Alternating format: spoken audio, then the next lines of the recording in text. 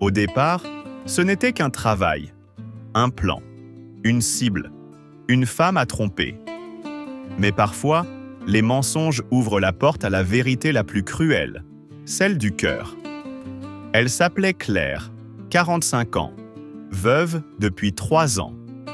Directrice d'une petite galerie d'art à Nice, connue pour son goût discret et sa douceur réservée.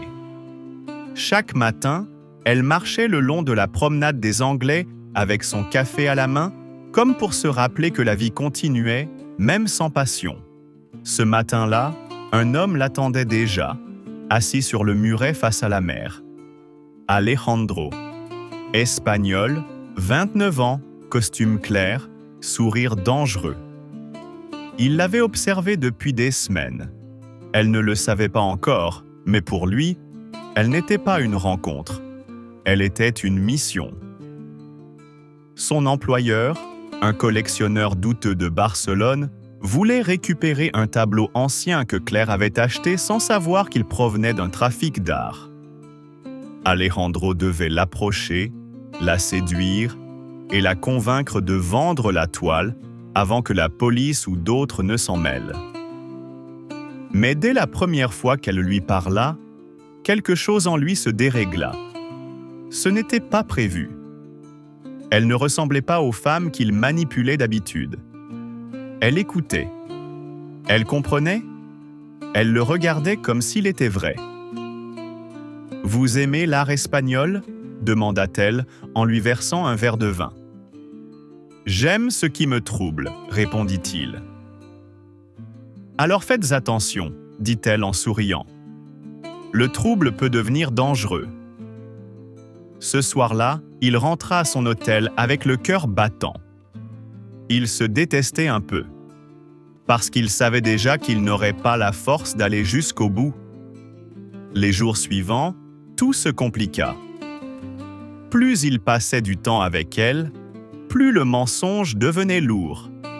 Il photographiait ses documents en cachette, envoyait des rapports codés, mais chaque message lui donnait la nausée. Un soir, elle lui dit « Vous avez quelque chose dans le regard. » « Quoi donc ? » « La peur. Et les hommes qui mentent ont souvent peur d'eux-mêmes. » Il resta silencieux, parce qu'elle venait de toucher juste.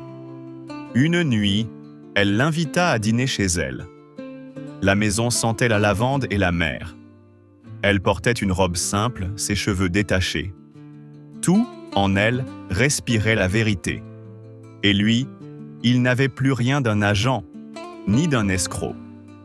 Juste un homme perdu, tremblant à l'idée de blesser la seule personne qu'il avait jamais regardée sans jugement. Quand elle s'endormit sur son épaule, il comprit. Il ne pouvait plus la trahir. Il détruisit les preuves, effaça les fichiers, et le lendemain, il disparut. 3 mois passèrent. Claire lut dans un journal espagnol qu'un homme du nom d'Alejandro Ríos avait été arrêté à Madrid. Aucun détail.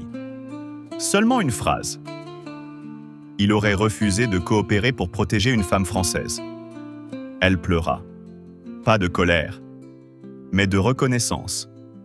Parce qu'au milieu du mensonge, il avait choisi de dire la vérité à sa manière. 2 ans plus tard, à Paris, lors d'un vernissage, elle sentit une présence derrière elle. Une voix. Vous avez toujours ce regard. Celui qui voit à travers les masques. Elle se retourna. Alejandro. Plus mince, plus fatigué, mais libre. Pourquoi être revenu? Parce que je n'ai jamais fini ce que j'ai commencé. Et qu'est-ce que vous aviez commencé? Demanda-t-elle doucement. Il s'approcha presque à la toucher. À vous aimer, pour de vrai. Il était venu pour mentir, mais il a fini par tout avouer. Et parfois, le plus grand crime, c'est d'aimer trop tard. Si cette histoire vous a touché, abonnez-vous à la chaîne et laissez un dans les commentaires.